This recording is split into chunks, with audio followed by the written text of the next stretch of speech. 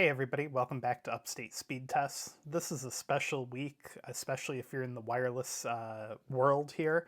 The iPhone 15 Pro and Pro Max are coming out this Friday, and make sure you watch till the end of the video because I'll reveal what particular model I ordered, and I'm super excited about it, so why don't you wait till the end and find out.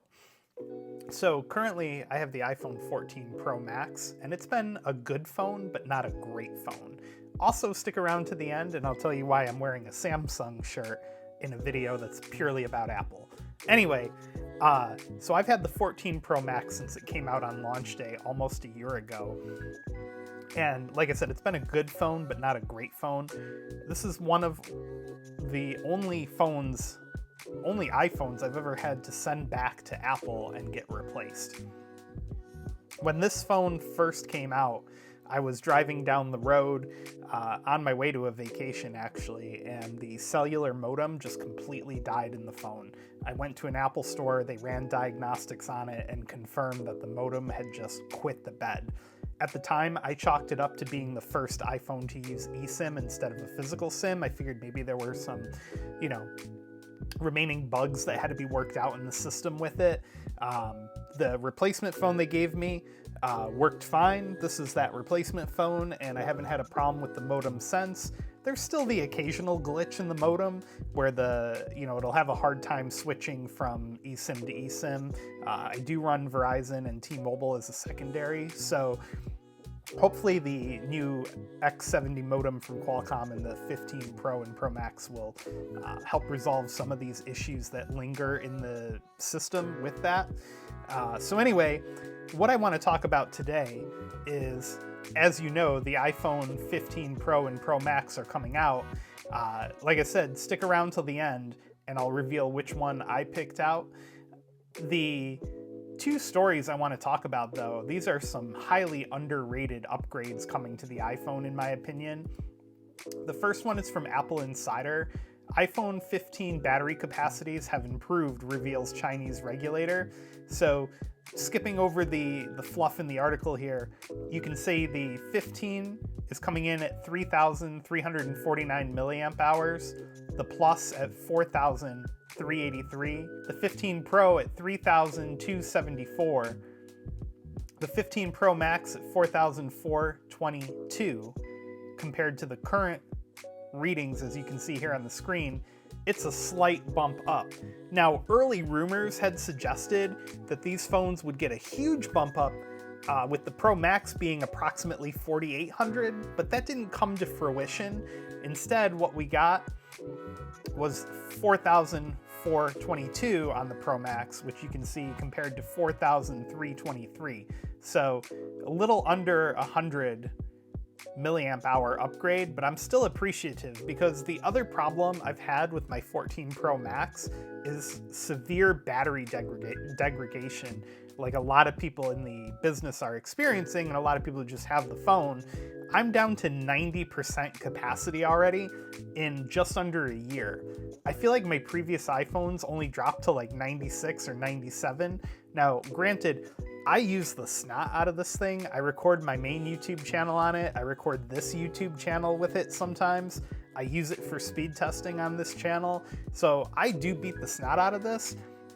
But for a premium product, being one of the best phones in the business, I kind of expected the battery to hold up a little bit better than it has. So hopefully this is just a temporary issue with the 14s that gets addressed in the 15s, but I'm not exactly holding my breath.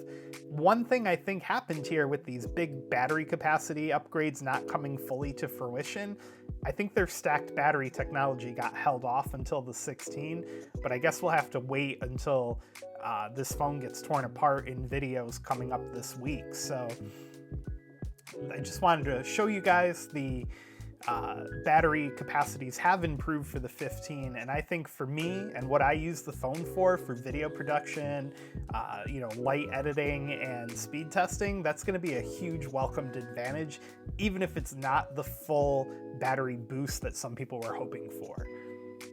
The next article I want to talk about, 15 Pro's modem, 5G modem, reportedly boosts speeds by up to 24%. So again, skipping the fluff in the article, you can see in the graph here, 14 is on the bottom, 15 is on the top. Now, this article kind of makes it seem like the benefits of this are only going to come in the Pro models, so maybe the regular base 15s are still sticking with the X65. I hope that's not the case, but it could be. So skipping to the chart here, on the 15 Pros up to 24% faster 5G speeds, the download 204.34 on the 15 Pros. On the 14, 178.19, and a slight boost on the uploads here.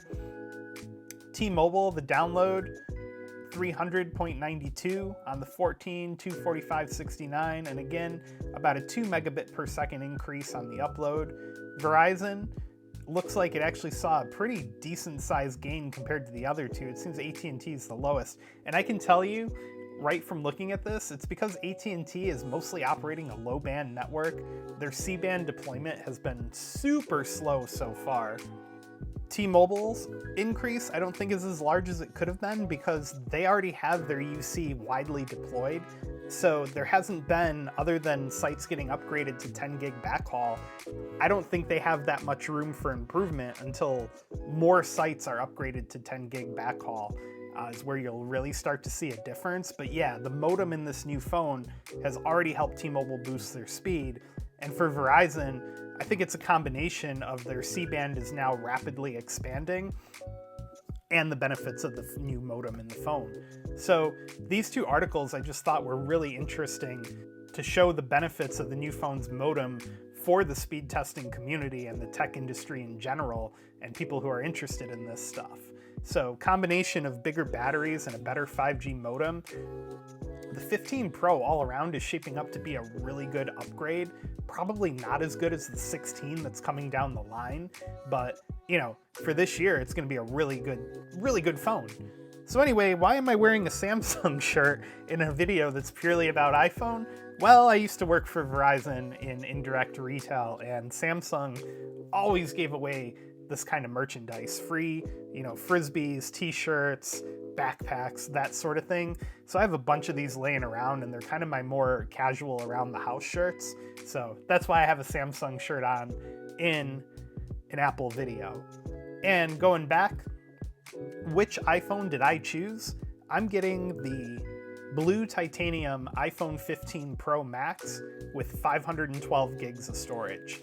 The natural titanium was really tempting, but it looked more of like a lighter gray color to me, and I tend to lean more towards slightly darker colors than that, and blue and green have always kind of been my favorite colors, if you will, so that's why I chose what I chose. And the storage capacity, you have 24 megapixel photos this year as the baseline, and the ability to shoot 48 megapixels. And I'm using the iPhone more and more in my video production. I do have a GoPro, but my iPhone video quality always just comes out stunning compared to other cameras in my opinion. And the HDR on the iPhone is just amazing. So I bumped up to the 512 gig capacity purely for comfort, so I don't ever have to worry about running out of space within reason. Although I do also pay for 2 terabytes of iCloud storage, so the footage I do record doesn't stay on the phone very long. It gets uploaded right to the cloud and then, you know, offloaded from the phone. But I wanted to make sure I just have that extra bit of comfort so I don't have to worry about running out of storage if I'm ever producing a larger video or working with more files at a time than I'm used to currently. So that's why I chose what I chose. Give the video a thumbs up if you're just as excited about the iPhone 15 series as I am. I am every year. And make sure to hit subscribe down below, and we'll see you in the next video. Thanks for watching.